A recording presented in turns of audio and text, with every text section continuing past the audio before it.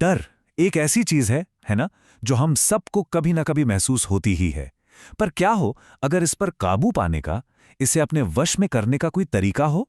Joseph Murphy के काम पर आधारित इस विश्लेषण में हम इसी शक्तिशाली तरीके की परतें खोलने जा रहे हैं। सोचिए, कितनी गहरी बात है ये पूरी चर्चा का आप कह सकते हैं कि केंद्र है। हमारा असली दुश्मन बाहर नहीं, बल्कि हमारे अंदर ही है, और वो है डर। और पता है, यही वो सोच है जो सब कुछ बदल देती है।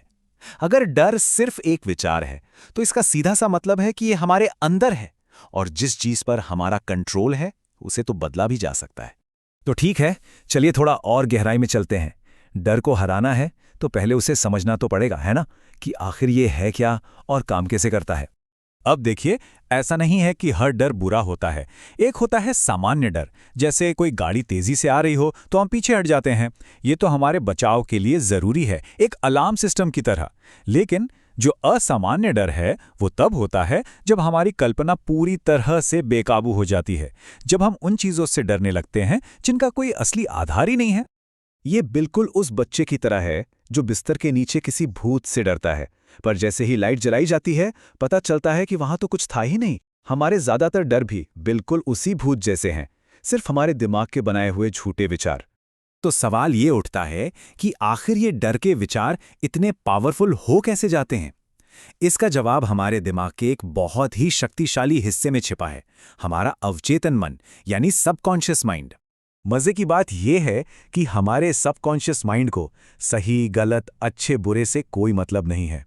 वो तो एक उपजाऊ जमीन की तरह है। हमारा चेतन मन यानी कॉन्शियस माइंड जो भी विचार रूपी बीज उसमें डालता है, वो बस उसे ही उगाना शुरू कर देता है, फिर चाहे वो डर का हो या आत्मविश्वास का। ये प्रोसेस आप कह सकते हैं एक तरह से ऑस्मोसिस जैसा है। हमारे चेतन मन के विचार धीरे धीरे रिस कर हमारे सबकॉन्शियस माइंड तक पहुंचते हैं, और फिर वही हमारी असलियत बनकर सामने आ जाते हैं। मतलब अगर हम डर के बीज बोएंगे तो डर की ही फसल काटेंगे। तो फिर सबसे बड़ा सवाल, इस पूरे प्रोसेस को उल्टा कैसे करें? अपने सबकॉन्शियस माइंड को डर की जगह हिम्मत और आत्मविश्वास उगाने के लिए कैसे प्रोग्राम करें? इसके दो मुख्य रास्ते हैं। पहला तरीका तो बिल्कुल सीधा है, एक्शन लेना। जिस चीज से डर लगता है, जब हम सीधे जाकर उसका सामना करते हैं तो डर अपने आप ही दम तोड़ देता है। और दूसरा तरीका पूरी तरह से दिमागी है। इसमें हम डर के विचार से लड़ते नहीं हैं या उसे हटाने की कोशिश नहीं करते, बल्कि उसकी जगह एक उससे भी ज्यादा शक्तिशाली पॉजिटिव विचार को अपने मन में बिठा देते हैं। चलिए अब थ्योरी से हटकर कुछ असली कहानियों पर आते हैं। देखते हैं कि कैसे लोगों ने इन्हीं तरीकों का इस्तेमाल करके अपने बड़े से बड़े डर पर जीत हासिल की। पहली कहानी है एक यंग सिंगर की। उसकी आवाज में जादू था, लेकिन जब भी ऑडिशन की बारी आती, स्टेज पर जाने का डर उस पर पूरी तरह हावी हो जाता था। समझे, उसका सबकॉन्शियस माइंड उसके डर को एक कमांड की तरह ले रहा था और उसे पूरा कर रहा था। ये एक अनचाहा ऑटो सजेशन था जो वो खुद को दे रही थी, और यही उसकी नाकामी की वजह बन रहा था। तो उसने क्या किया? एक बहुत ही सिंपल सा काम। उसने डर के विचार को उसके ठीक उल्टे विचार से बदल दिया। दिन में 3 बार वो शांति से बैठकर इन पॉजिटिव बातों को दोहराती थी, और नतीजा, यकीन मानिए, सिर्फ 1 हफ्ते बाद उसने एक शानदार ऑडिशन दिया, पूरे आत्मविश्वास के साथ। अगली कहानी एक बहुत ही ब्रिलियंट मेडिकल स्टूडेंट की है। वो पढ़ाई में बहुत अच्छा था, लेकिन जैसे ही एग्जाम हॉल में बैठता, डर के मारे सब कुछ भूल जाता था। उसने अंत की कल्पना करने की टेक्निक अपनाई। फेल होने के बारे में सोचने के बजाय वो उस पल पर ध्यान लगाने लगा जब वो सफल हो चुका है।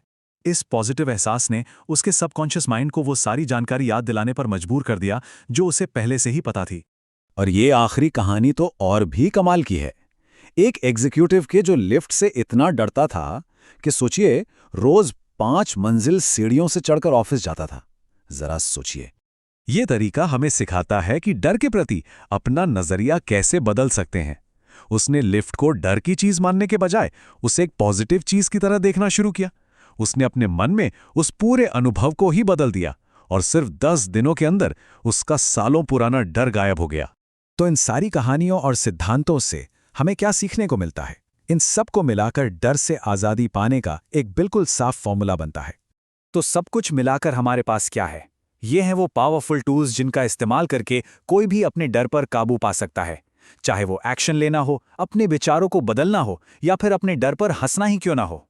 ये बात हमें एक बहुत ज़रूरी चीज़ याद दिलाती है कि हमारे विचारों में एक ज़बरदस्त रचनात्मक शक्ति है, चाहे वो अच्छे के लिए इस्तेमाल हो या बुरे के लिए।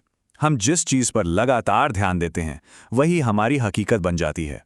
तो आखिर में सवाल बस यही रह जाता है, जब हमारे ही मन में डर और हिम्मत दोनों को बनाने की ताकत है, तो हम क्या बनाना चुनेंगे?